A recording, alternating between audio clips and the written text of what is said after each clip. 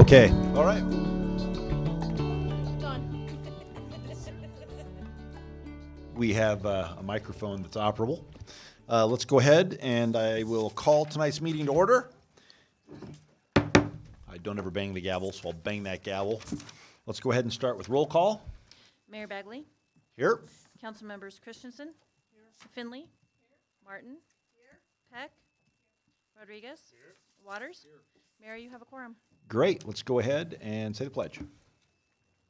I pledge allegiance to the flag of the United States of America and to the republic for which it stands, one nation, under God, indivisible, with liberty and justice for all. All right. Just a quick reminder that this meeting can also be viewed on the live stream at www.longmontcolorado.gov. Let's go ahead and also remind everybody that there's 3 people on public invited to be heard. You'll each have 3 minutes. If your name is not on here by the time we hit public invited to be heard, you're not going to have an opportunity tonight because it's a study session. So, do we have any motions or any business to discuss directing the city manager or anything on future agendas? Awesome. Seeing none, I'm going to start. One last chance. Okay, let's go ahead and start. Public invited to be heard. When you come up, please give your name and address and keep it to 3 minutes, please. Brian Governson.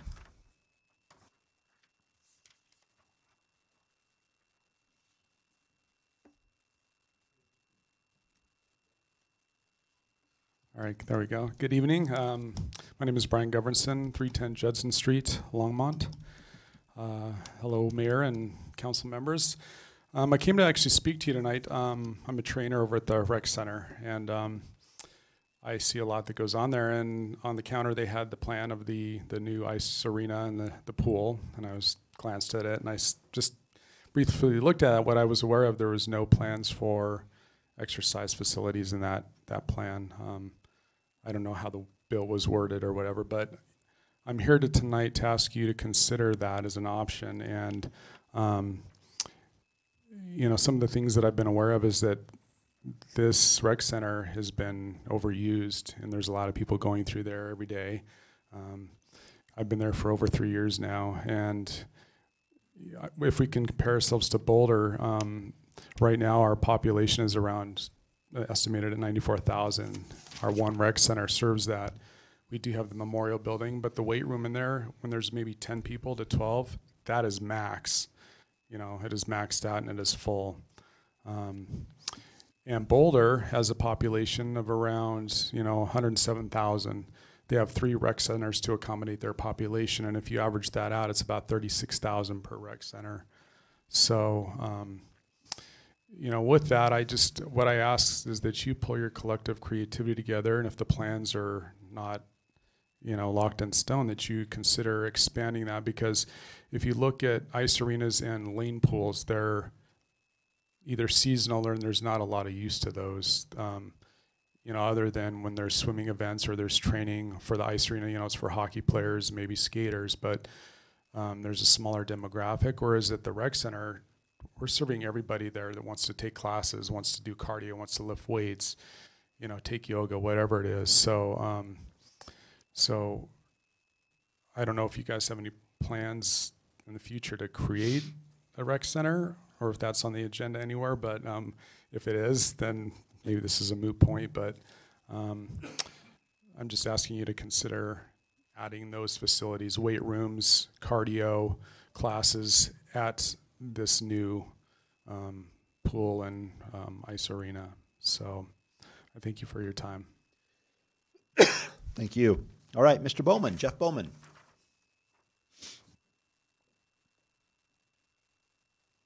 Jeff Bowman, 6675 Secretariat, Longmont.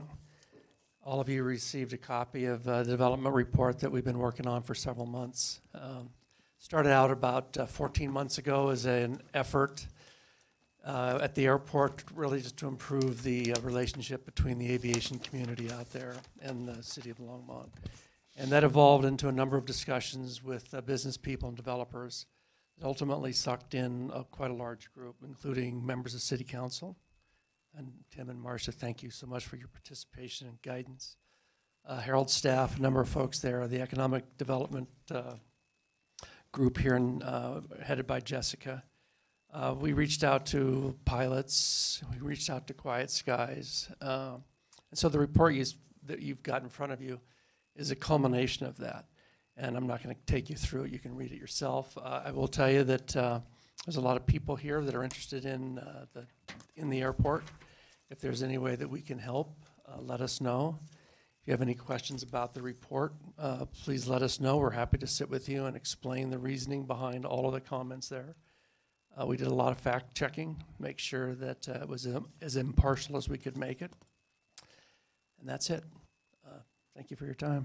All right, thank you for this document. Mr. Strider Benston.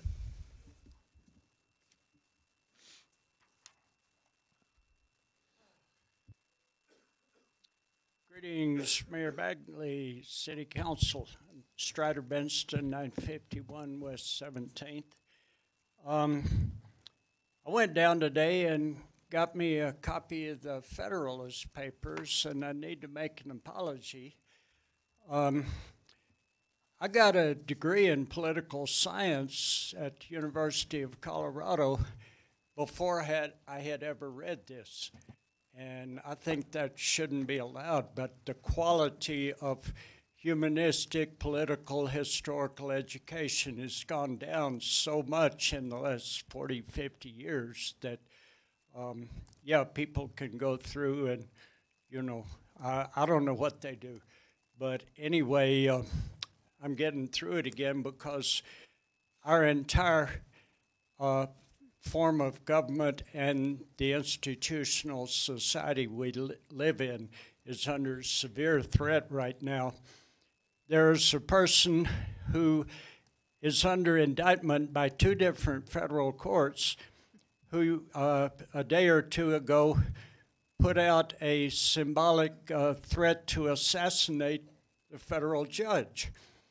The guy's name who did that is Roger Stone. People need to pay attention as to what's going on.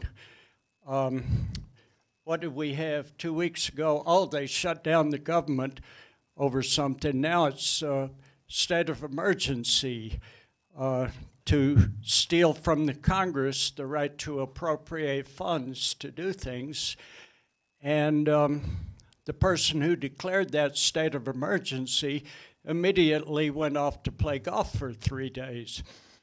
Vice presidents over in Europe making a greeting or declaration from the person calling himself president, and he waited for applause, not one single clap for the entire thing. And there were 50 United States congresspersons from both parties who were there. Our country is being destroyed from within. People better wake up and stop it before it completes, because we have a future to build, and let's do that. Thank you. Thank you, Strider.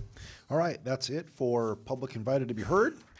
I mean, at least for now. We would like to close public invited to be heard. We always invite the public to speak up, so don't quote me on that. That was a terrible quote, Mr. Fryer. All right, yeah. All right, let's go ahead and move on to study session items. Tonight is the first instance where we're going to see an ordinance at a study session, and the idea is to make sure we get the discussion out prior to the consent agenda, so we don't make changes on first and certainly not at second reading, which causes our legal staff to have heart attacks, aneurysms, embolisms, etc., and it probably will make it so that council has a more congenial relationship. So let's move on to 5A, impact fee deferral for new residential construction. And we have a presentation. Mayor Bagley, members of council, Joni Marsh with Planning and Development Services. So I'm here this evening to speak to you regarding the prospect of the city implementing a fee deferral program, which would basically defer impact fees for new residential construction until time of certificate of occupancy. I'm going to walk you through really the mechanics of what would need to happen in order to do that, and we will have time for questions at the end. Currently, the ordinance as written does not allow for fees to be paid at time of certificate of occupancy. There is a draft ordinance attached in your packet this evening that lays out how we would shift that so that new residential construction could in fact pay those impact fees at a later date. And as I did an average of what fees typically are collected, and somewhere between 60 and 70% of fees are really impact fees that would then be deferred until time of certificate of occupancy, as opposed to the ones that we are proposing to keep paid with the issuance of a permit, and those fees really are payment for service. Here's a list of all the fees that are considered impact fees, and so there's a lengthy list. There is one fee that is not on here, which is the escrow fee for polycarts, which is how you get your trash can and recycling bins delivered to your house when you move in. So that is another fee that's not on this list, but that we have moved in the draft ordinance. That fee is only about $119, so it is not significant. One of the things that we took a look at was there's obviously going to be a lag time from the time that you submit for a permit, get issued a permit, and probably 6 to 9 months before you actually get a certificate of occupancy. So in that time, the city won't be collecting revenue. So all of the staff who work in our utilities and enterprise funds went and took a look at what our projected estimates for residential building permits are for 2019. The projections, 985 permits for residential is what we're projecting. 650 of those are multifamily. The remainder are single family. Using those numbers, staff went ahead and gave a projection of the amount of revenue that would then be collected 6 to 9 months later than it normally would be, which is on this chart and also in your packet. These fees would be the ones that we would continue to collect at time of building permit issuance. And some of the mechanics of what we need to do from a business process standpoint, our business process is really built around collecting those fees at time of permit. So our land management and permit system will need to be reprogrammed, and basically some scripting and some workflow updates.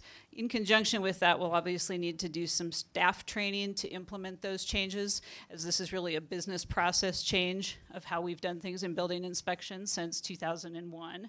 So just some changes to make sure we don't have a lot of human error when we implement a new program.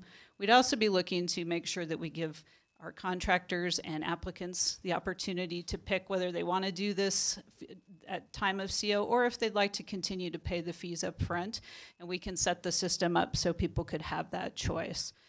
And we'd also make sure that we educate around how some of the timing of COs frankly tend to be a very last minute endeavor most of the time. So someone will come in on a Thursday at 4 looking for a CO the next morning at 10. We ask for a 48-hour turnaround when people apply for COs. We tend to be generous and do our best to get those out. As we look at some of the inclusionary housing ordinance implementation pieces, we're probably going to push that CO out further and further because we're going to have to be looking at cash in lieu, square footage, and also looking at contracts for the mid-tier housing to make sure those houses are sold within those levels so we're not collecting the fees. So keep in mind we're going to have some shifting in COs, and we'll do our best to make sure that all of our applicants and builders are kind of in the loop on what we're going to need up front to get that done in a timely manner and not on an emergency basis. So a few questions for council. Basically, is council interested in proceeding with an impact fee deferral program, either as outlined in the communication and the ordinance or with any changes? Is council interested in a sunset provision? Sometimes these ordinances have a sunset provision that say they go for 5 years and then they'd be reviewed. And also, we could also take a look at this on an annual basis, perhaps in conjunction with the inclusionary housing ordinance, to see if it is in fact helping council meet their goals around affordability. And with that, I'd be happy to answer questions, and we have other staff as well. All right, let's go ahead. So let's start with questions. If we have questions, all right, only questions at this point. Councilmember Martin? This will be a quick one. It's a question from a constituent.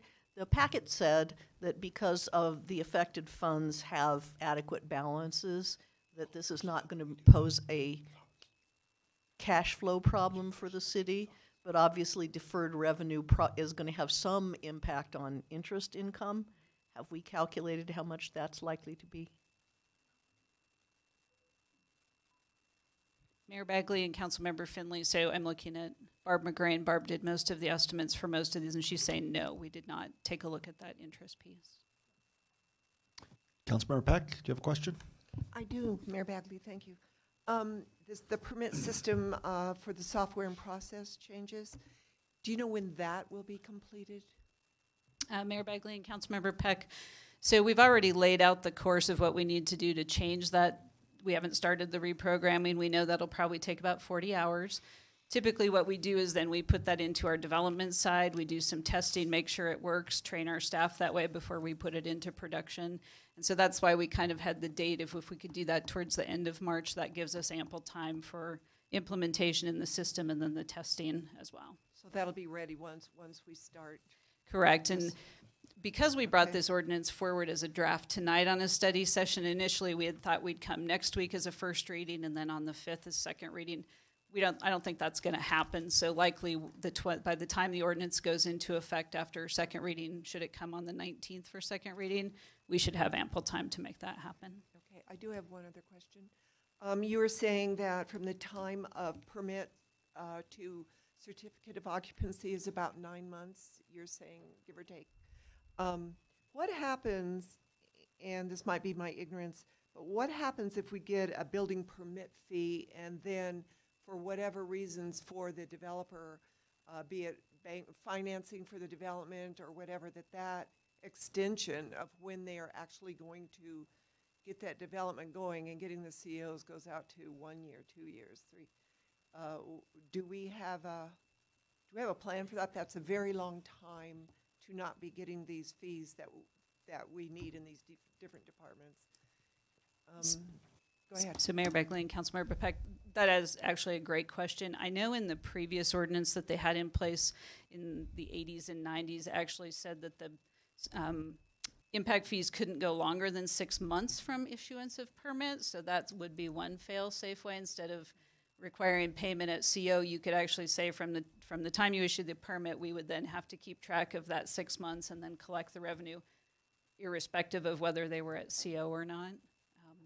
But you know, that doesn't happen a lot right now, but there could, where the CO extends beyond that 6 to 9 month period. Typically, we're closer probably to the 6 to 7 months, but certainly that could extend depending on what happens going forward. Councilmember Rodriguez. Thank you, Mayor Bagley. Should we, let's say, decide to adopt the deferral of the impact fees, it was stated that there'd be kind of an implementation process to change the administration of how these fees work. In the concept of a sunset, would there still be a similar headache to claw them back to where they are now? So you'd again have to change the administrative process again? I mean, would that be likely to happen? Mayor Bagley and Councilmember Rodriguez, actually the good thing is by going and changing the scripting and changing it to allowing people to pay whenever, we wouldn't necessarily have the system implementation time that we're looking at right now. Okay, thank you. All right, there's nobody else in the queue for questions. So what I would propose is let's do the 120-second. Let's give staff our thoughts on this ordinance, and let's just do one round and then see where we are. Mayor Pro Tem? I don't have just 120 seconds. You can cut me off and then... No, go ahead. Turn your mic on. Okay.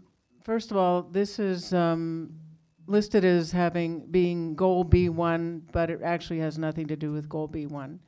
This was not citizen initiated. It was initiated by developers, builders, economic developers, which include the builders and developers in the real estate industry, the Chamber of Commerce, and likewise includes all those, and the Longmont area real estate. The idea was for flexibility, and I'm all for that. And I would like to, I think this would be good if we allowed people to either pay everything at one time or pay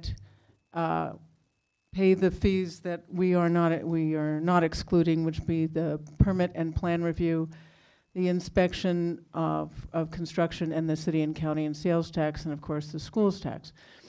But I don't want it to go past 6 months, and here's why. We have two notorious examples of, well, notorious is not the right word, two well-known examples of developments that are large and complex, such as the Village at the Peaks, which went much further took much longer to get going, and also the old turkey plant, which has been going for, I don't know, 5 years, and I'm a champion of that, and I still am. But if we had waited for the fees for that, we'd still be waiting, because it won't be ready to have a certificate of occupancy for a long time.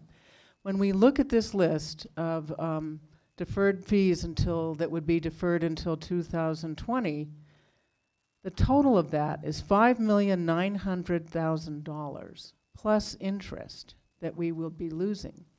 That is a lot. You know, I hadn't thought about that when I agreed to consider this. That's why I don't want it to go longer than 6 months. So otherwise, I really don't think it's fiscally responsible for us to do that, because the delayed development doesn't incentivize people to actually get going on their development, and it kind of incentivizes them to delay it. I think it's hard for us to plan as a city on our budget if we don't know when people are going to pay. I think we are losing interest on that almost $6 million. It requires legal staff time and also planning staff time to draft readings and to redo our process, as Joni said. There's also a risk, if we delay this more than 6 months, there's a real risk to the city in revenue and project failure. Last week, Mayor Bagley said that he has developers coming in all the time who declare bankruptcy. That's, it's tough being a developer because it's a huge project. You have to line up financing. Sometimes the financing falls through after you've already started. But we don't want to be on the hook, and we don't want the taxpayer to be on the hook for things like this. Anyway, we tried this before, from 1987 to 2001. Then we stopped that. We went from 1992 to 2001. Then we stopped that. We examined it from 2010 to 2011. It came forth 3 times, and the city council denied it. So I just think if we try this, I'm okay with it because it gives developers flexibility, but I want it to be everything paid within 6 months after the permit has been paid. All right, Councilman Rodriguez, why don't you go? Thank you, Mayor Bagley. I believe one of the important things to concentrate on when we're talking about this is the different lending mechanisms that developers or constructors have to go through. When you go through the first part of the process, you're generally having equity lending, which is, to the most part, a much higher interest rate than once you're able to transition that to a bank-backed loan. And so as you can imagine, by placing a lot of these fees at the beginning part, we're kind of placing an undue loan burden that requires much more interest than if they can defer that to when they have a bank-backed interest rate, which is much lower for them. So therefore, by doing this, we're allowing them to not produce so many soft costs at the beginning of the process that they then have to pass on. So ideally, we're being able to, I guess you would say, not make them pass on so many costs by allowing them to defer a fee that we're either going to collect at the beginning or collect it at the back end, but we're collecting it regardless. And while I agree with Councilmember Christensen or Mayor Pro Tem Christensen that we should enact some sort of time limit, I think 6 months is a little too short for my taste, but I do believe that this does help accomplish a lot of things as far as especially those developers who are going to be delivering us the kind of product that we've been saying that we wanted, be it capital A affordable housing or small A affordable housing for our workers that make just under the threshold to buy a normal a median valued home in our community. So in that concept, I believe easily kind of manipulating how the lending mechanisms work in the concept of not passing on too many things to the equity portion of lending, that we're doing a net positive for our community going forward. And so I'm in favor of deferrals, and I wouldn't be opposed to a time frame connected to it. But as I said, I think 6 months would be a little bit too short for my taste. Dr. Waters? Thanks, Mayor Bagley. I'm going to just build on the theme that Councilmember Rodriguez just shared. I think anything that drives costs up, given the hard work we've done on an inclusionary housing ordinance and a package, anything that drives costs up, I think, works against our interest and in what we're trying to accomplish, the objectives we're trying to accomplish for affordable housing. And what this is intended to do is create a way to keep costs down. So, so I think it's a good idea, number one. Number two, to make a decision tonight in terms of 6 months or 9 months as a deadline for making full payment of the fees seems to me to be a decision we don't need to make, or a direction we have to give, and a decision to make next week. I would not favor setting a deadline, a certain date by which all fees would have to be paid. What I would favor, however, is establishing a review cycle, and I would like to tie it, I think it makes sense to tie it. We've said we're going to monitor the effects, the implementation effects of our inclusionary housing ordinance. Seems to me that this ought to be part of that review. So if we're going to review a year out, the worst case would be that we're 3 months beyond a 9-month deadline if we were to set it. But I'd rather not set a deadline. I'd rather put this on this very same schedule, and this be part of the review. So if somehow the city is creating a burden for itself, we would know that and be able to make a correction. Assuming that's not the case, I would think we ought to push ourselves to make certain that we're moving this along to the degree we can for the community that's building the homes we want to see people purchasing and moving into.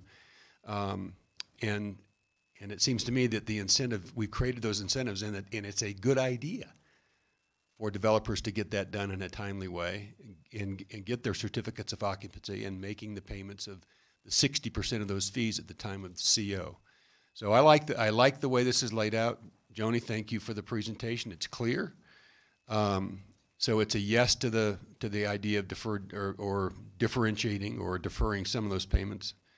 And it's not establishing a deadline for full payment until CO, and then review this change in the ordinance of this ordinance along with the inclusionary housing ordinance, and make adjustments if we need to as we go along. Councilmember Martin?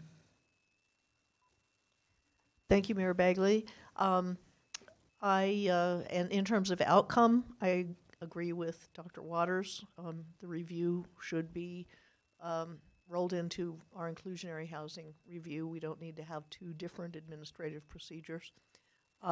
I could not possibly top Councilmember Rodriguez's explanation of the financing. I would just like to add that, to me, this is about taking risk out of developing residential properties in Longmont. Longmont is kind of high risk because our land is expensive, and we have just added some risk with our affordable housing mandate that could potentially narrow the margins. And so what we do here, by allowing them to pay those fees with cheaper money, is kind of compensated for that extra risk. So I think it's a good idea. We should do it. I don't see much point in setting a fixed maximum time for fees, because we're trying to improve the time from initial permit to certificate of occupancy anyway. So let's not put an artificial number on that we probably are just going to have to come back and change. Councilmember Finley? Thank you, Mayor Bagley. I would agree. I would like to see us proceed with the deferral of the impact fees as outlined, and I thought it was outlined very well. I would not want to see a deadline just because the delays can be caused for a lot of reasons, and they're not all the fault of the developer. Sometimes the city has a reason that they can't process some of this stuff as quickly as 6 months, for example. So I would not want to have a deadline, an artificial deadline that we probably would have to change, as Council Member Marcia said. Also, taxpayers are not on the hook for the money, the impact fees. The impacts don't happen until there's actual occupancy. So you're not really you're not impacted until those people move here. So we're not on the hook for that. It's just money that we realize once those people move here. So annual review, I think it should just be reviewed when we review the inclusionary zoning ordinance. And I don't think I want to see a sunset provision. If we would like to sunset it, we could certainly do that at any time. Councilmember Peck? Thank you, Mayor Bagley. I agree with everything that's been said, with one exception or explanation of what I'm going to say, is that what is going to be impacted are the different departments that are going to not receive these fees for their work, which is the water, sewer, storm.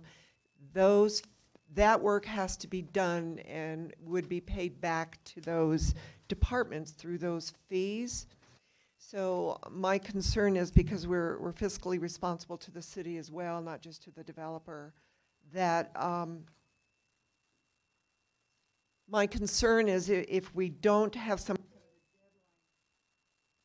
for people for development to at least make a report to planning and zoning why they cannot make these fees at that time, and then not micromanage planning and zoning, but let them decide whether they wanted to extend it or not, is that when we come up with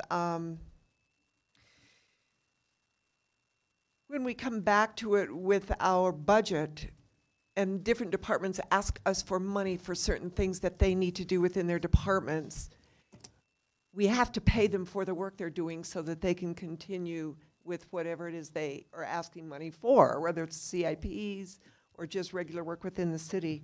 So that is my concern about not having some kind of a deadline as to when they at least have to report as to why they can or cannot make this fee within the 9 or 10 month window. And the other thing, again, is, like I said, regardless of what the reason is, whether it be financing problems or recession or whatever it is, that this does not get built out in the time frame, and we're looking at 2-3 years when we actually have occupancy. That's a lot of that is a lot of infrastructure that we have done within the city, not knowing when we're going to get those impact fees back.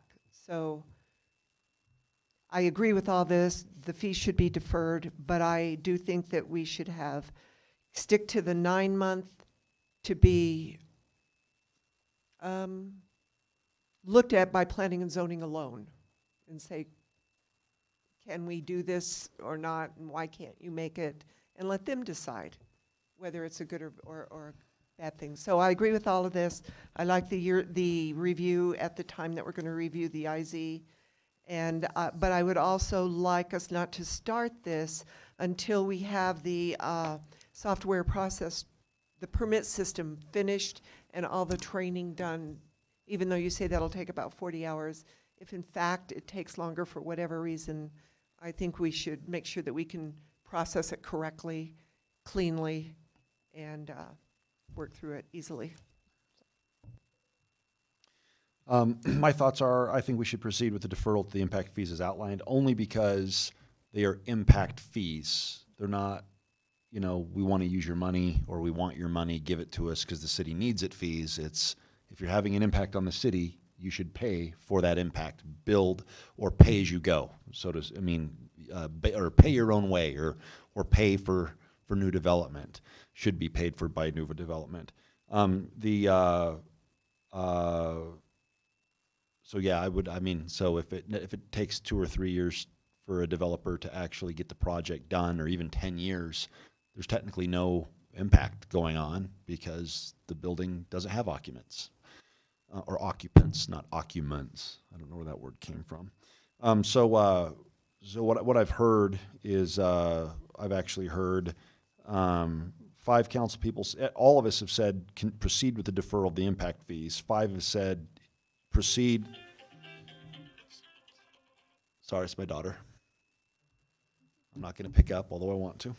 They're going to proceed. So all of us have said proceed with the deferral of the impact fees. 5 of us have said proceed as outlined. 1 has said a 6-month deadline, and another has said 9 months.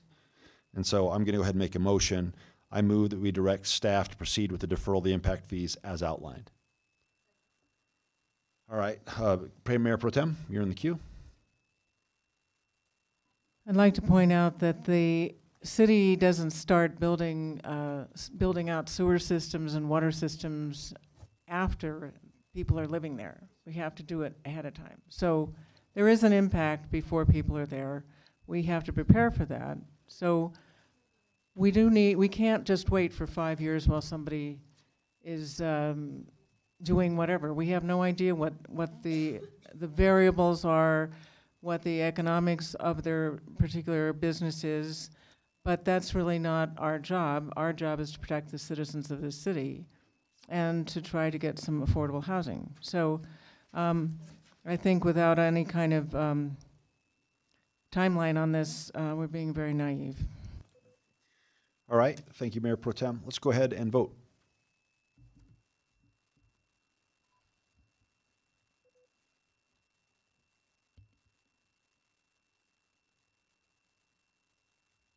All right, that passes 6-4. 6-4 the motion, and with Mayor Pro Tem Christensen against. All right, let's move on to does the council want to see a sunset provision included in the ordinance? Dare I hope that we just give a yes or no answer? Let's start with that, and then we can have a discussion in the event that we don't all agree. Let's start with Bonnie Finley. Councilmember Finley, yes or no? No. Councilmember Peck? Does council want to see a sunset provision included in the ordinance? Okay, Councilmember Peck said no. Dr. Waters? No. Dr. Waters said no. Councilmember Rodriguez? No. All right. And then Mayor Pro Tem? Yes. Mayor Pro Tem says yes. Councilmember Martin? No. All right. We've got 6 no's. Let's go ahead and make a formal vote, okay? I move that we do not see a sunset provision included in the ordinance. All right, let's vote.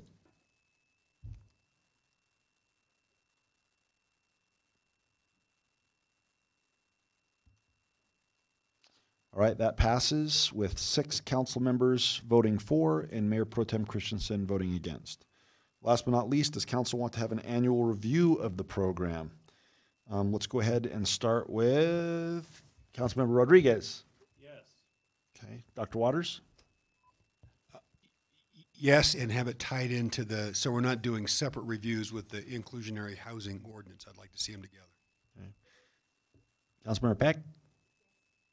Councilmember Finley? Councilmember Martin? Yes, what Councilmember Waters said, and didn't we already give that direction in the first vote that we took? No, one was no sun. I don't think the ordinance includes an annual review, does it? Right. So yeah, no. Oh, well, yeah, so we already said it. Yeah. But anyway, That's we right. can vote and then, on it. That's Mayor Pro Tem Christensen. Okay, and then I'm a yes too. But let's do it at the same time as inclusionary zoning. So I move that we have an annual review of the program and do it in alignment with the inclusionary zoning review every year. All right, let's vote.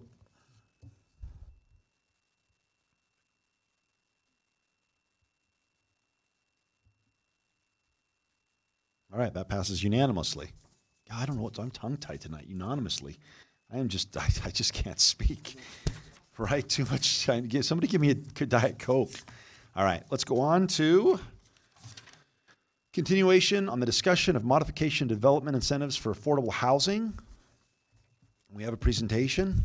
Aaron Fosdick, welcome.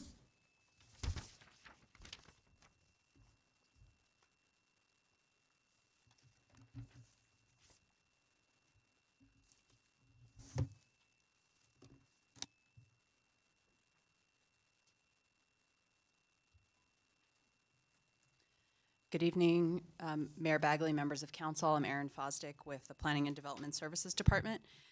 Tonight we're following up on the discussion that we started on January 29th regarding development incentives for affordable housing. In your packet, we've provided a draft red line of an ordinance that would amend the land development code related to these incentives.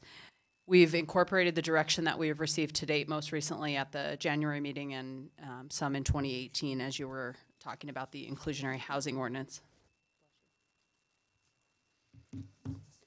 So this is what we plan to focus on tonight. I have a short presentation. There's also other staff here that can answer questions. I do want to note that Kathy's provided a summary of the inclusionary housing ordinance for you. And if you have specific questions on that, she's here to answer those. But we thought that might be helpful if there's questions that are related to that piece of this discussion. As I mentioned, you most recently provided direction several weeks ago. There was also direction provided at some of your November conversations on that IHO, and we've really tried to incorporate that into the work you see here. We'll quickly review the incentives that we have on the books. Last meeting, you did not direct us to make changes to those specifically. And really what we want to focus on tonight is 2 items that we need clarification on moving forward. And those really relate to determining eligibility for these incentives. And then we'll briefly close by talking about next steps. As we mentioned last time, the current development incentives that are in the land development code are here on the screen. Just as a reminder, there's a separate set of financial incentives that are elsewhere in the municipal code. That is not what we're talking about tonight. These are the incentives that are in the land development code. So as you'll recall, we have options for density and height bonuses, lot size and lot width reductions, parking reductions for the units in a development that are affordable, and finally expedited review.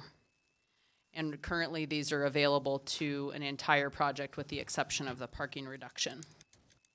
At the meeting in January, we showed this table and talked about the general direction that council had provided regarding making the development incentives consistent with the inclusionary housing ordinance.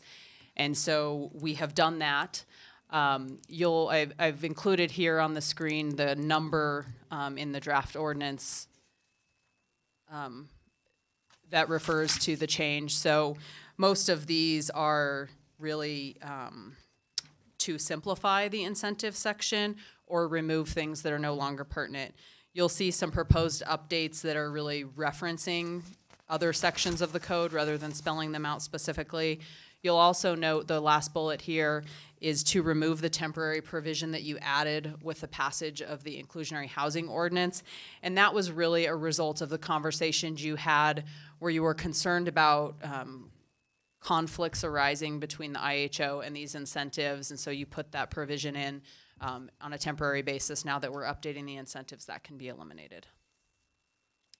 So getting to the items that we're seeking some clarification on, there are 2. I'll go through each of them, and then I have 2 questions that we can go through, similar to what you did on the last item. The first item we're seeking some additional clarification on is really the threshold for being eligible for incentives. At the meeting in January, council directed that developments providing the minimum amount of affordable housing of 12% should be eligible for the incentives.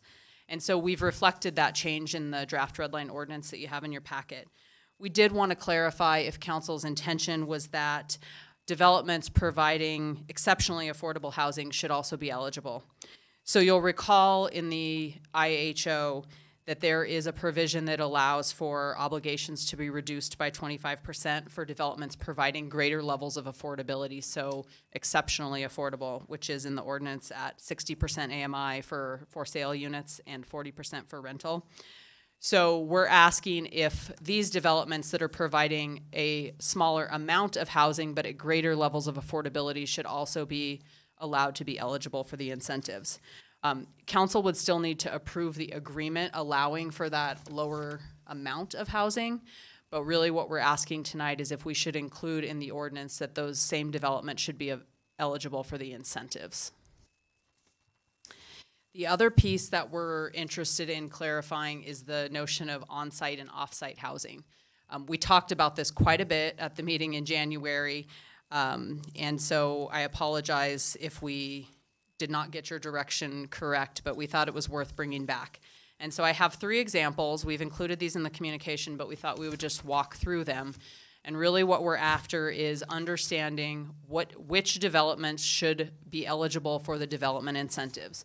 The first example we feel relatively confident in, and that is a development that provides their housing on site. So you can see here, affordable housing units are provided within an overall development. They're constructed as part of that development. The entire development is eligible for the incentives. Where it becomes a little less clear is the next 2 examples, and I'll go through each of these. You'll see here that in this example, affordable housing is satisfied off-site. So in this case, let's assume that council has approved an off-site location as a way to satisfy the inclusionary housing requirement. No affordable housing is being constructed at the sending site, that's here in gray. That housing is being constructed at the receiving site here in orange. And so in this example, only the receiving site would be eligible for the development incentives. It's important to note that from a planning perspective, both of these, there's 2 separate projects, each going through the development review process. In this example, only the receiving site is eligible for the incentives. Contrast that with this example, example number 3 in your packet. Same scenario, a developer has gotten an alternative agreement approved with council to provide their housing off-site at a receiving site shown here in green. The sending site is not providing any affordable housing. So our question is, in this example, should both developments be allowed to receive the development incentives? So in this case, affordable housing is satisfied off-site. No affordable housing is constructed on the sending site. It's all constructed on the receiving site, or at least on part of the receiving site. But in this example, both development applications would be eligible for incentives. So both developments could get density, height, lot width and size reductions, parking, at least for the affordable units, and expedited review. So the specific questions that we have for council are regarding the eligibility threshold and the on and off site question. The first one is when council approves an agreement that facilitates the construction of these lower priced affordable homes, exceptionally affordable homes, should these projects also be eligible for incentives? So if they're only providing 9% of their overall units, but they're at a much lower rate, much more affordable, should these be eligible for the incentives? And then the second question is, where council approves off-site affordable housing, which development should be eligible for the incentives? Should it be limited to the location where the housing is being provided, or should both the sending and receiving sites be eligible for the development incentives? My last slide is really next steps. Yep. So let's go ahead. Let's go ahead, and this process seems to be working so far. And Councilmember Peck has already chimed in. So let's start. Actually, let's start with questions. Do we have any just questions? Okay. So let's go ahead. Okay. Can we have Mayor Pro Tem go first, just to ask her question? You can stay in the queue. It's okay. Stay in the queue. Mayor Pro Tem. You don't have a question? Oh.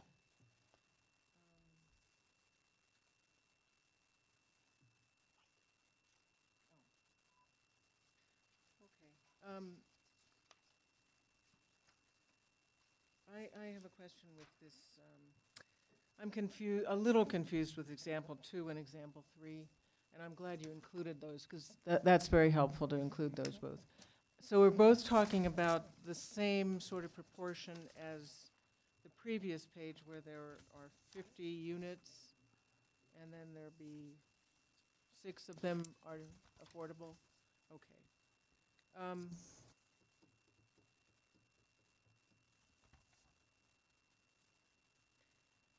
Yeah, the thing is that originally, we don't want to have little clusters of just low-income housing. And that's the problem with off-site housing.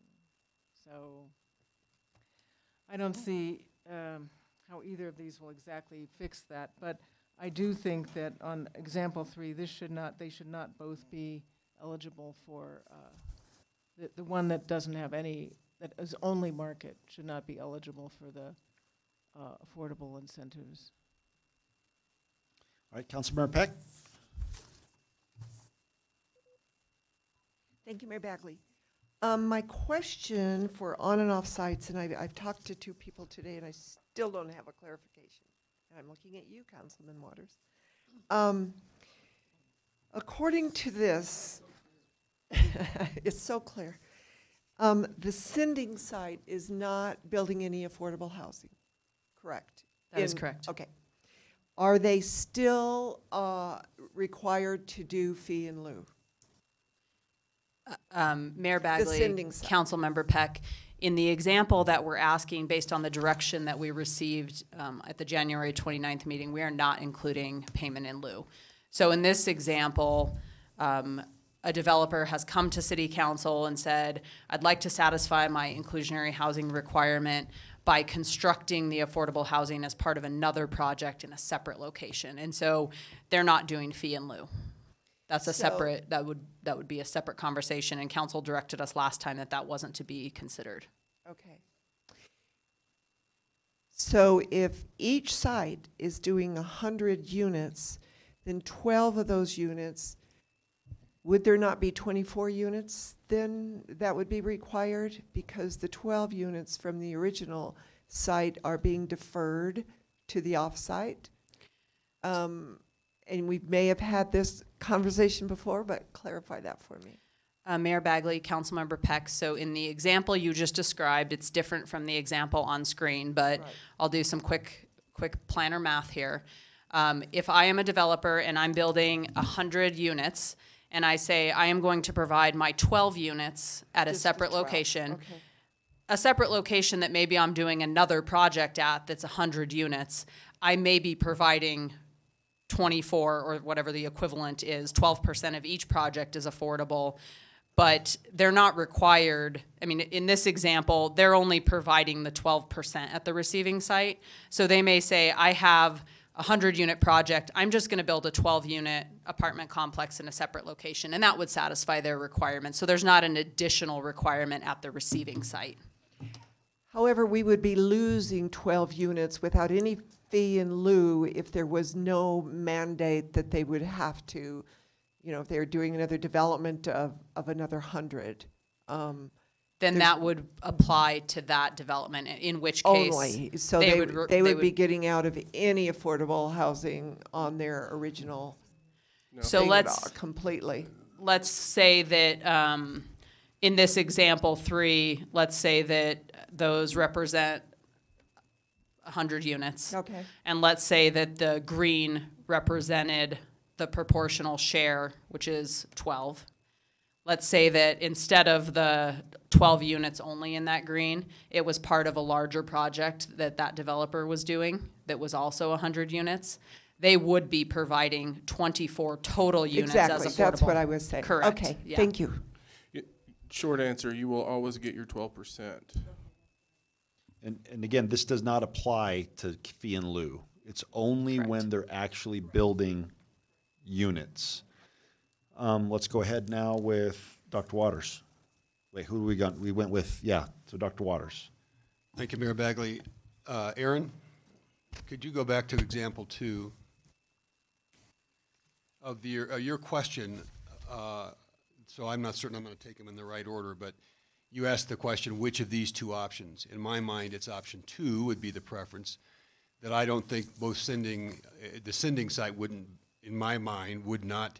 They've satisfied the 12% by building off-site. That's as far as it goes. They, in my mind, wouldn't benefit from incentives on that site. Only the affordable units on the second site would be, in my view, would be eligible for the incentive. Not all the units, only the affordable units. Now, in this example, I just want to clarify, because this is, I think, what Councilmember Peck was asking. In this example, I see 120 units, assuming everything not in the dark outline is part of another project. Is that a fair way to view this?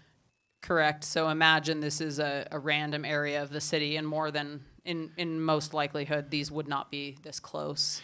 But yes, the gray and the red are only the lots that are part of these developments. So when so the other, 60 are not? Right. So the gray lots in this example are those that are kind of the market rate project. The red is the offsite project that the developer is. Is the same developer for all three of these? For the dark, when I say all three? The one without shading. The one without shading, I see 60, 10, Let's 20. say that those are already built. Let's say that's an existing neighborhood. All right, so we've gone on the other side of an existing neighborhood. Yeah. So now I see 60 plus 10, that's 70 units that builder's building as part of one project? So let's say in this example that there's 60 total units, and they're providing 20, 30, 40, 60, yeah. They're providing, what is that, 7 units then? Yeah, that's where I'm going. Actually, I think it was supposed to be 50 and 6 is what the math should have been. We would just peel away. That would be like green space, those in the red box. There's only 6 units there. Yes, let's just say that those red ones are the only ones that are being built. I'm just trying to get clear on the example, because what didn't track for me when I looked at it is like, wait a minute, if I'm going to do I don't do planner math. See, I'm no good at this. You do planner math, that makes it work. I mean, you could envision that each of these is an apartment building, a condo building. So the answer to my question is just think of that as a 6-unit project. Correct. I get it. Now you've met your 12%. Correct. Perfect. In my view, I guess on the 9% question, I don't know if you're asking us right now on the 9% exceptional project question. Sure. It would be helpful. I guess in my head, we're talking about if it's 30 to 50% AMI for purchase homes, that's likely a Habitat partnership with a developer. And it would be Habitat building 9% of the total project as 30 to 50% AMI for sale. Is that safe? That could, yeah, I think the inclusionary housing ordinance has that 60 and 40 threshold for sale and rental. And you're right, it's most likely. So from my perspective, if a project included 9% of the units as exceptional, right, for sale, 30 to 50 or 30 to 60% AMI, I think that would be something. I think that's probably one that would come to us, or not, because it's not meeting the 12%. It's on site. Yeah, I mean, if a developer came in and said, I want to build a 12-unit building, and they're all going to be, it's going to be 12 condos that are 50% AMI, that would, and they were satisfying their requirement on site, that likely wouldn't come to council. Okay. And so should a development like that be eligible for these development incentives? I think it should, with that kind of exceptional, if it's for sale or for purchase options in that AMI, I think that's really consistent with what we've said we want to accomplish personally. And when it comes to the expedited review, I don't know if that's the question you're asking now, as I've thought about the conversation last time and the materials you sent, it seems to me at this point, everybody is going to have something in the mix in terms of affordable housing, and it's only the exceptional. We ought to unburden ourselves, in my view. I said this last time, of the expedited review, unless it's an exceptional project. All right, let's go ahead now with Councilmember Finley. Well, I think we should have incentives for projects providing 9% of their overall units as exceptionally affordable. I definitely think we should have incentives for those. The off-site, I can see that either in our example number 2 or number 3. I could make a case for either one of those. Since I'm against inclusionary housing altogether, I would go with whatever you guys think we should do on that one. Thanks for taking a stand there. Oh no, wherever you guys want to go. What movie? I don't know. Whatever you want to go see. Thank you. That's all right. Councilmember Rodriguez. Thank you, Mayor Bagley. I think first I'll address the 9%. I believe we're calling it exceptional affordable, but I like using a term that a member of staff who's sitting here tonight used as uber affordable. I do believe that incentives should apply, as I think it'll be harder to get stock at that level built into our city. With the inclusionary housing, we're more likely to get the very top limit of 60 and 80 rental and ownership versus the 40 and 60 or 30 and 50, whatever the example happened to be. So I'm for incentives on the uber affordable. And then I do not believe that the sending site should receive, if it's all market rate, the sending site, I do believe, should be eligible for the incentives. I was against offsite anyway, just to throw that out there. But as such, I believe only the offsite and not the sending site should receive incentives. Thank you. Councilmember Martin. Thank you, Mayor Bagley. I agree across the board that the 9% should get the incentives if they're exceptionally affordable. I'm also split on number 2 or number 3. I mean, one way to think about number 3 is that you just ignore the discontinuity of the 2 building sites and say this is one development for all intents and purposes, which it probably is in the mind of the developer. They're just using the land they've got. But I think just based on intuition, I'd like to go with the consensus and the emerging consensus and say, yeah, it should be number 2, and only the receiving site should get the incentives. Mayor Pro Tem? On the first question, I agree with, I think, what we're all seeming to be saying.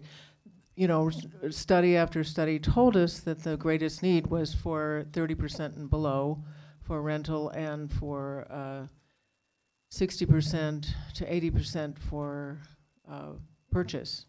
And yet what we have incentivized actually is higher than that. So I do think that I agree with Councilman Waters in his estimation of expedited review, which, as he said last week, it doesn't really make sense anymore to have expedited review, because then everyone would be expedited, because now this was an incentive to get people to build, but they did not. So now they must build, and so this will, the incentive, what we would like to incentivize is the very low cost buildings, as well as everything, you know, the 80 to 120%. There's a need for that, of course, too, but this is the greatest need and the most critical to getting people who are really experiencing so much housing instability to helping them out.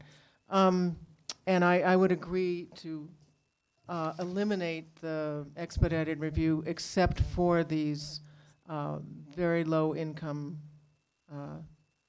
for sale and for rent. I also had a question, Aaron, about, we had, in the original incentives, we had fee waivers. And since we just talked about deferred fees, I'm wondering what those fee waivers are and if they still stand. I thought they had to do with water and sewer. What were those? Mayor Bagley, Mayor Pro Tem Christensen, there's a whole separate set of financial incentives that are included elsewhere in the municipal code that are not part of the land development code. And so those are separate. Those still exist. Those are not part of tonight's conversation. We're not amending those or touching those at this point. But won't that, well, not to go back to what we already talked about, but aren't those really tied up with the very things we just got through talking about, the development fees? I'd have to ask, yeah, I'm seeing Joni shake her head no. Those fees would still be looked at separately. Okay. So again, not part of this, it's all part of an incentive package, but those are separate from what we're talking about tonight. Okay. All right, thank you. All right, I've got a comment, but I'm going to actually make a motion first, because I think we have unanimous consensus on this, which is I move that projects providing 9% of their overall units is exceptionally affordable should be or shall be eligible for development incentives. All right, let's go ahead and vote.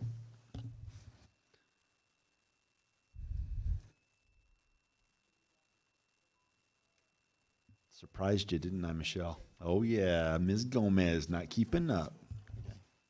All right, that passes unanimously. And I guess I'm feeling a little contrarian here. I guess my thoughts are, I think that the data has shown that the biggest bang for our buck is getting money from the developer and then giving it to Kathy Fedler, and then she goes and she uses that money to leverage it with the state and the feds, and then we get a lot more affordable housing. So I don't understand why we would give any incentive for developers to build off-site at all, because we want them to do cash in lieu, not build affordable housing. We want them to give a check to Kathy and Karen and have them go out and build way more than they would actually build.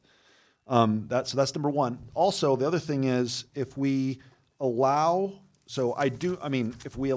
for off-sites, whether it be 2 or 3, if we allow the receiving site to be eligible for incentives, we're already facing an uphill battle when a developer comes in and says, hey, I want to do 12%, and I'm going to stick it in another area of town, but not in my project. We're already going to be facing citizens who are like, we don't want this here. But now, all of a sudden, we're going to be dealing with, more height, more density, less room between properties, and it's going to be, I think it would be a bigger inconvenience to the receiving neighborhood. In my mind, the only thing we would want to incentivize would be true inclusionary zoning, which is the idea was that you would want to place affordable homes in a mix throughout the community so that those who are in affordable homes are in a situation where they're part of the community. I can see wanting to give an incentive for the developer to build those homes, like number one, but I couldn't imagine giving up the excess affordable housing that we get by getting a check. And I don't, as mayor, as a city councilman, I wouldn't want to be dealing with the neighbors as they're coming to us saying, wait a second, so they're not building this on their location. They're going to build this behemoth of a, monstrosity, next to my house? Why did you let that happen? And so I personally don't think we should offer incentives on the receiving side at all. We should do everything we can to disincentivize building off-site. And so I guess I'm for number one. Woo, that brought people out. All right, let's go with Councilmember Peck. So I thought that first round was just to ask questions. So I Yeah. You did great, Councilmember Peck. That kind of morphed. So I actually agree with you on that. Because my fear for the offsite was that we would build nothing but affordable or low-income houses on that site. And if another developer is developing their land or already has developed their land, and then they have this little plot of land that someone's going to put 6, 7, 8 houses on that are lower income, that is going to be a big problem. The other thing is that I want to take expedited review out of the current development incentives. And the reason for that is that we heard from planning and zoning that they try to expedite everything. And so, okay, but I want to tell why. I know, go ahead. So I'm being pushed to make a motion. So I move that we remove the expedited review out of the current development incentives. Do we have any dialogue or debate on this before we vote? Okay, let's vote.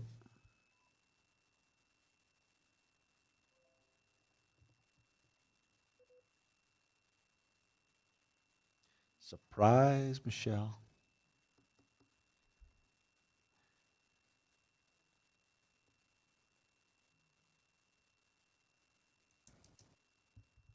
All right. All right, that passes unanimously. All right, thank you, Councilmember Peck. Floor is still yours. Unless you don't want it. I do think we should give incentives to the lower income 9%. So we already did that. Just weighing in. So that's it. Thank you. All right, Dr. Waters. Thanks, Mayor Bagley. So as I hear the concerns about offsite, I need to just clarify any proposed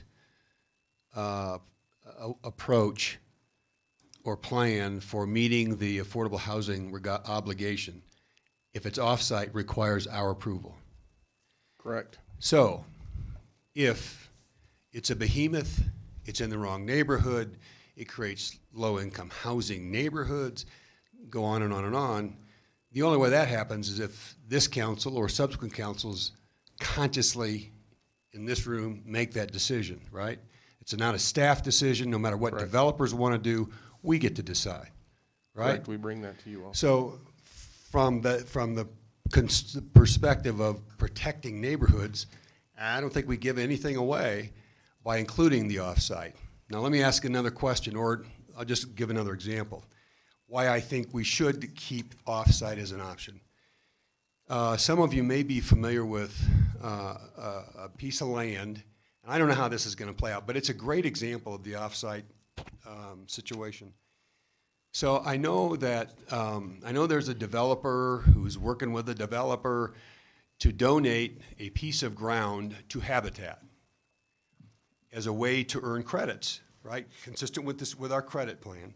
That would be it would be offsite. This developer's not building right now, they're going to earn credits, but it would be an offsite project.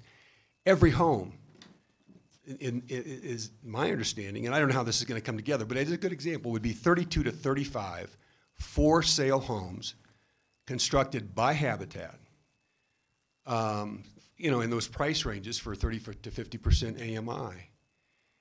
If we don't allow the offsite provision, I don't know how that kind of project gets done. Then we'd have to approve it, and we wouldn't approve it if it didn't meet design standards and all that kind of stuff.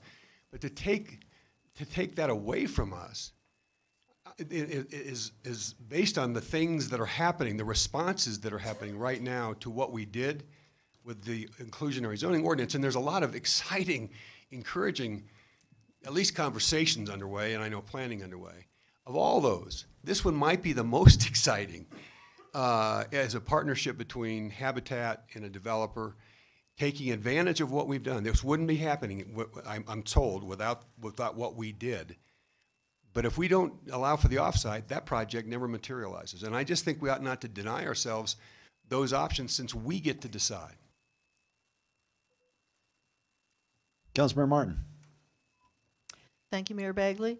I'd just like to put in a word for the diversity of options that we have, because while it is probably true that if we got all fees in lieu, that we could eventually roll that up and leverage it into a lot of affordable units of exactly the nature that we needed at that time. There's a matter of agility and a matter of creativity, and the development community and the builders have more of both of those things than we do. So when they are building their own affordable units in what I've seen so far, very creative ways, we're going to get those units sooner. Whereas if we have to save up enough money in the housing fund from fees in lieu, it's probably going to be a couple of years before we have the leverage to start our own housing project. So if we get things going both ways, it's to our advantage. We get fees in lieu, and we get tailored projects that are maybe going to be larger, maybe going to be more affordable. But in the meantime, we get some good units soon. So that's my 2 cents on it. Mayor Pro Tem. Councilmember Rodriguez. Thank you, Mayor Bagley. Also, to kind of piggyback on Councilmember Martin's comments, I don't think we want the city to become a full-time development company either way. And so, as such, I am going to move that council says to go with example 2, or the receiving site only receives the development incentives. Nobody's in the queue. I'm actually going to vote for this because I was persuaded by the fact that we get to decide if it's off-site. But after this, I'm actually going to make another motion, and that is I do think that so long as 12% of the sending site has affordable housing, I should think we should have that incentive as well. Meaning that's the fourth option. But what I'm saying is, anyway, I'll bring that up in a second. Let's go ahead and vote. I'm out of order. Chair, you are out of order. Yeah, we're voting. That passes unanimously. Okay.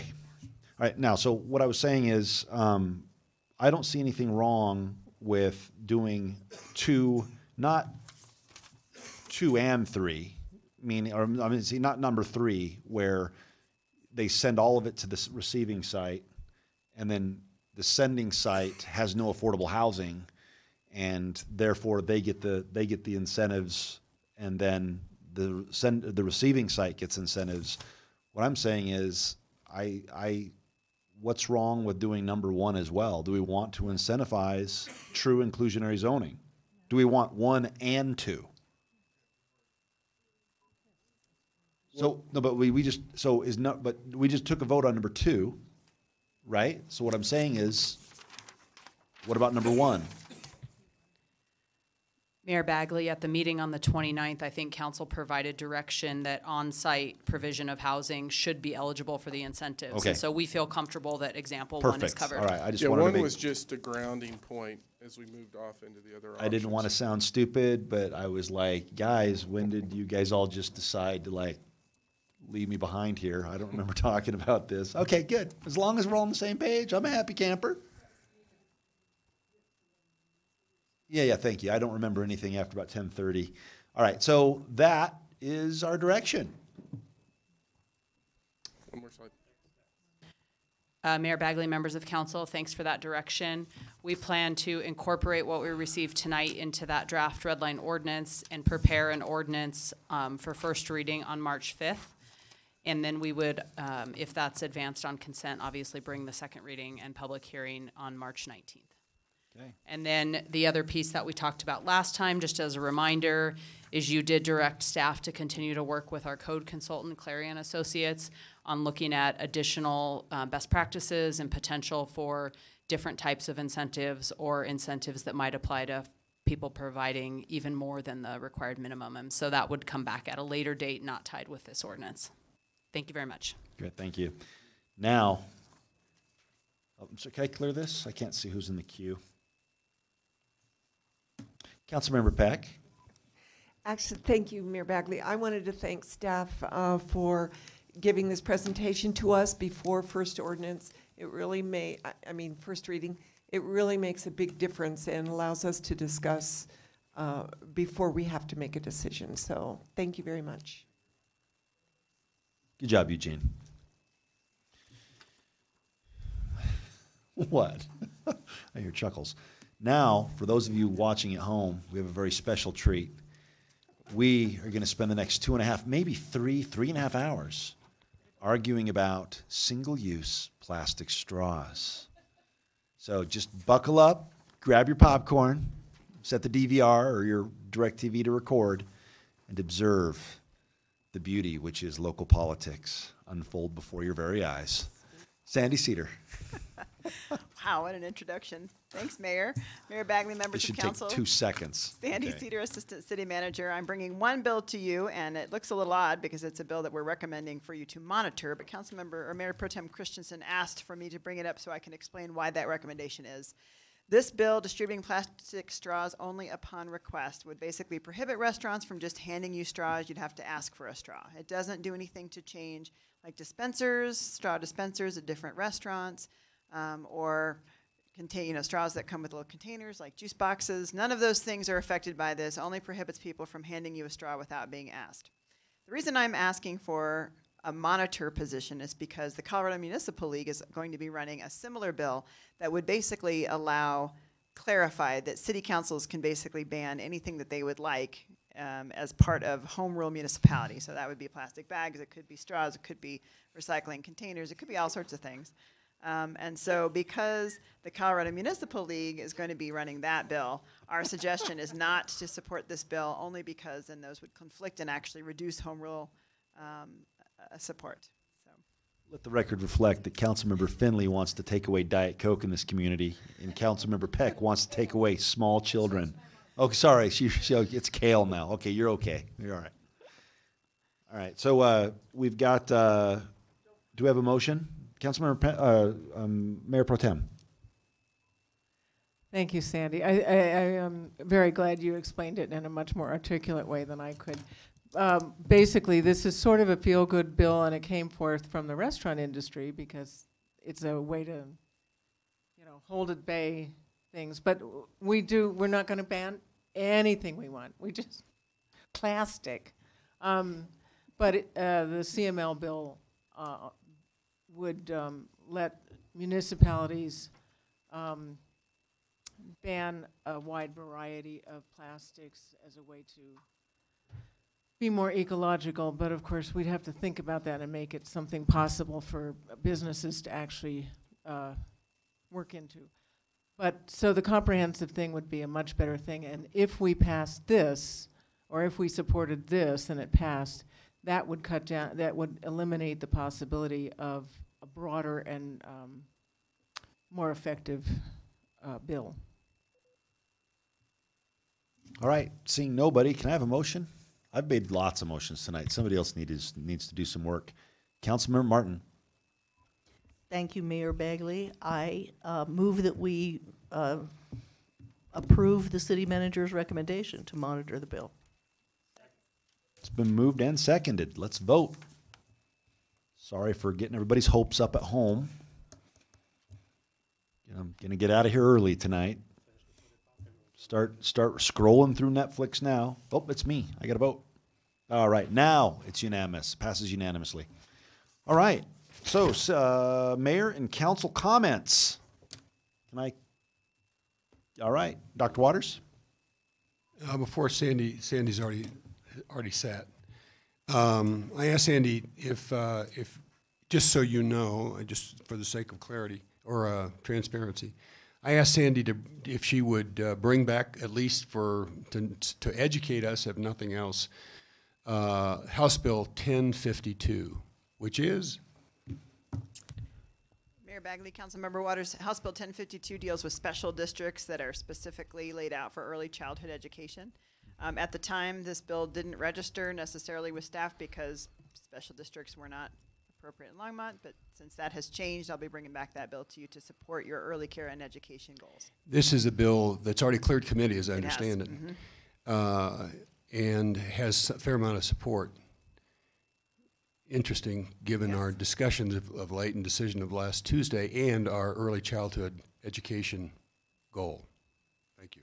So what would it allow, that neighborhoods could then create a metro district to pay for early childhood education? It's my understanding that it would allow, whether it's a neighborhood or an entire city, you would determine the jurisdiction, and I think probably not, I think rather than neighborhoods. If you think about what we heard not too long ago about the scope of the challenge here, the magnitude of the challenge, and how do you get to the funding and whatnot. Obviously there's a whole bunch of bridges you'd have to cross, but it creates an opportunity, capacity for municipalities in some configuration to take their own initiative to increase the likelihood that every child is receiving what they need in terms of a high quality early learning and preschool experience. Cool, thank you. Councilmember Finley? This is just a point of personal privilege. It's my dad's 94th birthday today, and I just want to wish him happy birthday. Aw. Well, happy birthday, Mr. Finley. Mr. Nickel. Well, your dad? Well, Mr. Nickel. Well, that's true. All right. Mayor Pro Tem. Well, I would like to point out that there was nothing against having metro and municipal districts. The issue we were talking about was residential, municipal, and so then it wouldn't be for the city as a whole, it would just be neighborhoods? I guess my question is, how are we doing on making some progress on when will you be ready to bring together that group that we met with at Bright Eyes and others? When should I start pushing? Karen's like, we'll talk offline. No, Karen, no, we'll talk later. Nice. She said she has 3 dates possible. That's awesome. Dr. Waters? Just on that theme, we had talked at one point about this video, and could we just get an update? Because the video that Councilmember Peck mentioned from National League of Cities, and I don't know what the constraints are in terms of access and use, but that seemed to me like it would be a great asset in an event, right? As a way to get it started, or as a way to fuel thinking. What do we know? Mayor Bagley, Councilmember Waters, when we contacted NLC to see if we could purchase the film, the answer was, well, that doesn't work that way. They'd like to show it as part of a conversation. So we're trying to figure out how do we schedule that and kind of lay that out. So they won't just, we tried to purchase the film so that we could show it here in Longmont or be able to distribute it. And that's not their licensing plan at this point. Let's set it up in the museum or the old theater on Main Street. That's the last I heard, is that we're trying to figure out times and dates and coordinating. But it sounds like to use their intellectual property, it's a consulting engagement, not access to a video. Correct. What are we paying dues to NCL? Do we pay dues? I'm not sure that it necessarily costs a whole lot. I'm not even sure of the total cost, but they wanted to make sure that it was a facilitated and community conversation that went along with the film. Okay. And we do pay $12,000 in dues, I think. Councilmember Peck? Thank you, Mayor Bagley. Just to segue onto that, the NLC person who represents Denver will be in the area in March or April, and I'm going to double check on it at our NLC conference next month, early March. And I personally prefer that they present it because they're the experts. I would hate for any of us to get up there and try to say what their knowledge base is. So we'll see. It's going to happen. Who knows when? I do it every Tuesday night. Mayor Pro Tem? I believe the other thing they want is they want just not to show a film, but they want it to be facilitated so there's some action, and also they want people to know what resources are available nationally and statewide, and I think it's well worth it. All right. I really don't have anything to say, so Harold? I do actually have something to say tonight. So it sounded like you liked the approach that was utilized tonight with the ordinance and the council comm and the way we went through with that. Now we want to get a sense as to what type of issues you have before you. So there's one that's not necessarily a big issue, but it is an issue that council talked about, and it's really the rebate program. So you all have been through that process a couple of times. Is that item something that you would want us to bring back in the work session format, or is that item something you would just like to see in first reading? I'd like to see it on, I'm not, anyone not like this, I think it should come back like tonight and allow us to, the grocery rebate. Untaxed food that we threw on the calendar. So. That may be an item where just timing-wise we have to bring it in a general business, but so that particular issue. Yep. The 100% is your bandwidth. Do you have room to put that issue right now? No, we're finishing that up. Okay. And so you all have given us direction, and we have drafted the ordinance to bring forward. Throw it on a study session. Are you okay with a general business item instead of a study session because of timing, but the same process? You'd like to have the same process? Yep. Okay. Okay. All right, Eugene? Mayor and Council, at least on the development incentive ordinance, draft ordinance, I want to recognize a team that worked really hard on it. Aaron did, Dan did, Harold and I did, Joni did. We had a lot of input on that, and I'm happy it worked. And we'll be replicating that in the future. All right, well done. Thank you, legal department. All right, and with that, we're adjourned. What? There you go.